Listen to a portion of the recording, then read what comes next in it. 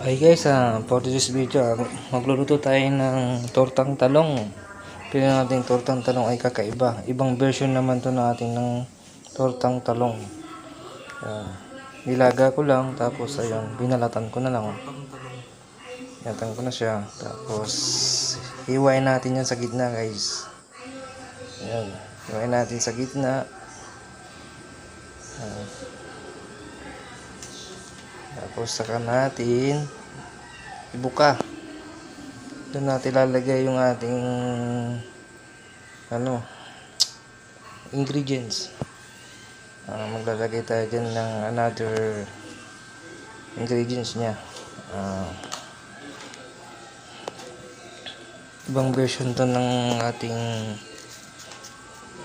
tortang talong guys. Lagyan muna natin ng konting magic sarap para may magic. Tapos lagyan natin ng kamatis.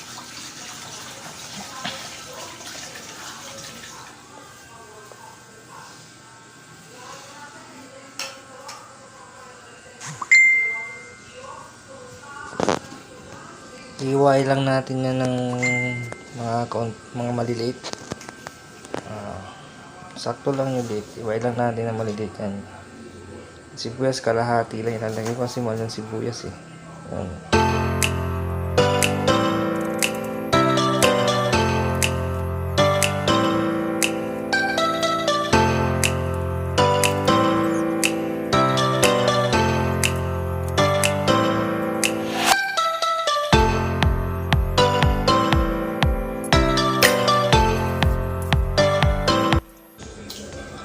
Tapos lalagyan na natin siya ng itlog.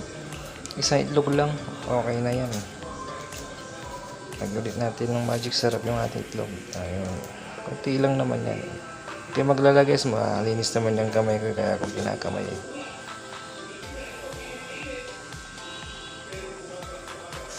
Tapos lagyan natin ng konting paminta. Yung durog na durog. Para medyo may anghang.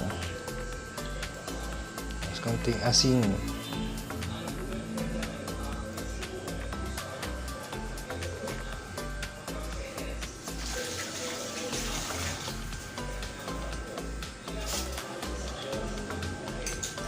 Batiin lang natin to guys. Ayan, lagyan na natin yung, huwag na natin lalagay lahat yung kalahati dyan. Tsaka natin ilagay lahat pag piniprito na natin. Lagyan muna natin sa ibabaw itong mga na kalahati ng ating itlog. Lagyan natin yan sa ibabaw. Ayun.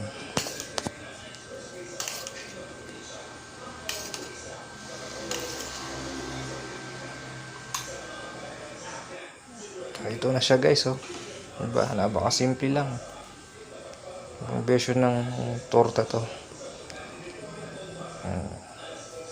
Yes, piprito na tayo. Painin na tayo ng kawali.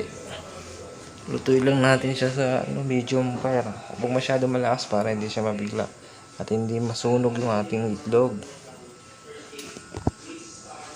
Prito na natin. Dahan-dahan lang sa paglagay guys para hindi matapon yung yung kamatis dun sa ibabaw.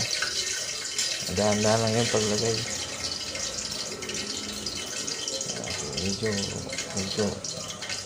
Medyo mainit na. Yan, lagyan na natin siya guys.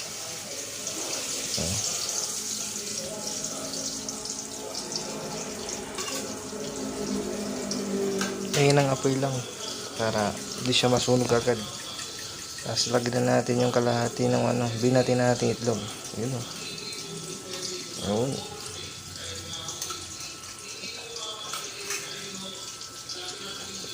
Tapos, yun.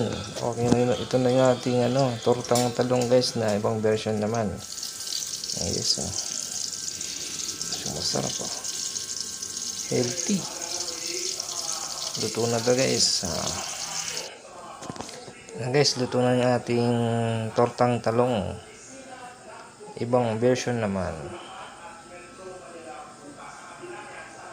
Ayun o.